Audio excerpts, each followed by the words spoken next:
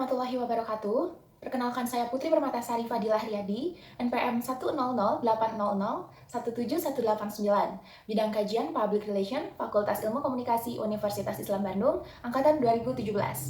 Pada kesempatan kali ini, saya akan mempresentasikan hasil penelitian saya dengan judul Hubungan Antara Brand Image dengan Sikap Calon Konsumen. Studi korelasional antara brand image JNT Express dengan sikap mahasiswa Vkom Unisba angkatan 2017 sampai dengan 2019 dalam menggunakan jasa pengiriman barang. Latar belakang masalah dalam penelitian ini, yang pertama, citra merek atau brand image juga merupakan salah satu hal yang menjadi penentu minat beli konsumen, dan juga menjadi faktor pendukung bagi keberlangsungan pengembangan usaha. Yang kedua, peneliti membahas mengenai perusahaan yang berkecimpung dalam jasa pengiriman barang karena hal tersebut berkaitan dengan pertumbuhan ekonomi digital atau transaksi jual beli secara online yang pada saat ini sedang diminati oleh berbagai kalangan. Yang ketiga, kenapa harus JNT Express? Ada 3 alasan yang melandasi hal tersebut. Yang pertama, karena jasa kurir tersebut mengalami peningkatan yang signifikan pada saat Harbolnas tahun 2020. Lalu yang kedua, JNT Express meraih penghargaan Top Brand Award tahun 2020. Yang ketiga, JNT Express meraih penghargaan Indonesia Millennials Top Brand Award tahun 2020. Lalu yang keempat, kenapa peneliti mengambil objek penelitiannya itu di kalangan mahasiswa? Karena berdasarkan data penelitian yang diperoleh, mahasiswa dengan rentang usia 18-21 tahun, termasuk pada kalangan yang mendominasi transaksi belanja online di Indonesia melalui aplikasi e-commerce. Dalam hal ini, pada penghargaan Top Brand Award tahun 2020, JNT Express menduduki posisi kedua, yang dimana jumlah persentasenya tidak jauh berbeda dengan pesaingnya terdahulu, yaitu JNA. Hanya selisih berbeda saja. Padahal, jasa kurir JNT Express ini baru berdiri kurang lebih selama 5 tahun. Berikut ini merupakan rumusan masalah dalam penelitian ini beserta dengan identifikasi masalahnya yang terdiri dari 9 poin pertanyaan. Adapun kerangka pemikiran dalam penelitian ini, peneliti menggunakan 2 landasan teori untuk penelitian ini. Yang pertama, teori brand image menurut Keller yang dikutip dari buku karangan Chalil tahun 2020 halaman 91. Teori brand image ini memiliki 3 turunan. Yang pertama, keuntungan dari asosiasi merek. Yang kedua, kekuatan dari asosiasi merek. Dan yang ketiga, keunikan dari asosiasi merek. Lalu untuk teori yang kedua, yaitu teori sikap 3 komponen yang dikutip dari buku karangan Damiati tahun 2017, halaman 40. Untuk teori sikap ini memiliki 3 komponen. Yang pertama, komponen kognitif. Yang kedua, komponen afektif. Dan yang ketiga, komponen konatif. Metodologi penelitian. Metode yang digunakan dalam penelitian ini yaitu menggunakan kuantitatif dengan pendekatan korelasional. Lalu untuk teknik pengumpulan datanya menggunakan kuesioner, wawancara, dan juga studi kepustakaan. Lalu jumlah populasinya yaitu sebanyak 1.101 mahasiswa aktif Vkom Unisba 2017 sampai dengan 2019.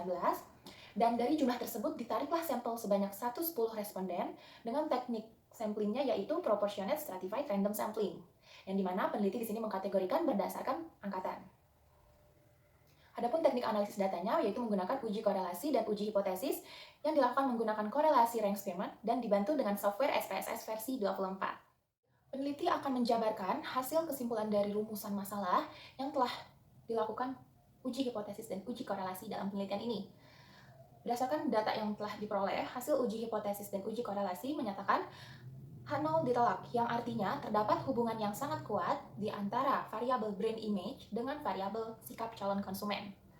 Artinya, secara keseluruhan, informasi mengenai pelayanan-pelayanan yang ditawarkan oleh jasa kurir tersebut dianggap telah memberi kemudahan dalam hal upaya pengiriman barang, sehingga pandangan terhadap merek yang bersifat positif ini menimbulkan adanya perubahan sikap yang positif pada benak calon konsumen untuk menggunakan jasa kurir tersebut. Lalu, peneliti akan menjabarkan kesimpulan dari identifikasi masalah dan hasil uji subhipotesis dan uji korelasi yang telah dilakukan dalam penelitian ini. Yang pertama, hasil uji subhipotesis dan uji korelasi menyatakan H0 ditolak, yang artinya terdapat hubungan yang kuat di antara subvariabel aspek keuntungan dengan aspek kognitif. Yang kedua, hasil uji subhipotesis dan uji korelasi menyatakan H0 ditolak, yang artinya terdapat hubungan yang kuat di antara subvariabel aspek keuntungan dengan subvariabel aspek afektif. Yang ketiga, hasil uji subhipotesis dan uji korelasi menyatakan H0 ditolak, yang artinya terdapat hubungan yang cukup di antara subvariabel aspek keuntungan dengan aspek konatif. Yang keempat, hasil uji subhipotesis dan uji korelasi menyatakan H0 ditolak, yang artinya terdapat hubungan yang kuat di antara subvariabel aspek kekuatan dengan aspek kognitif. Lalu yang kelima, hasil uji subhipotesis dan uji korelasi menyatakan H0 ditolak, yang berarti terdapat hubungan yang kuat di antara subvariabel aspek kekuatan dengan aspek afektif. Lalu yang keenam, hasil uji subhipotesis dan uji korelasi menyatakan H0 ditolak, yang artinya terdapat hubungan yang kuat di antara subvariabel aspek kekuatan dengan aspek konatif. Yang ketujuh, hasil uji subhipotesis dan uji korelasi menyatakan H0 ditolak, yang berarti terdapat hubungan yang kuat di antara subvariabel aspek keunikan dengan aspek kognitif. Lalu yang kedelapan, hasil uji subhipotesis dan uji korelasi menyatakan H0 ditolak, yang artinya terdapat hubungan yang kuat di antara subvariabel aspek keunikan dengan aspek afektif. Dan yang terakhir, hasil uji subhipotesis dan uji korelasi menyatakan H0 ditolak, yang artinya terdapat hubungan yang cukup di antara subvariabel aspek keunikan dengan aspek konatif. Sekian presentasi dari saya, mohon maaf apabila masih banyak kesalahan. Terima kasih, wassalamualaikum warahmatullahi wabarakatuh.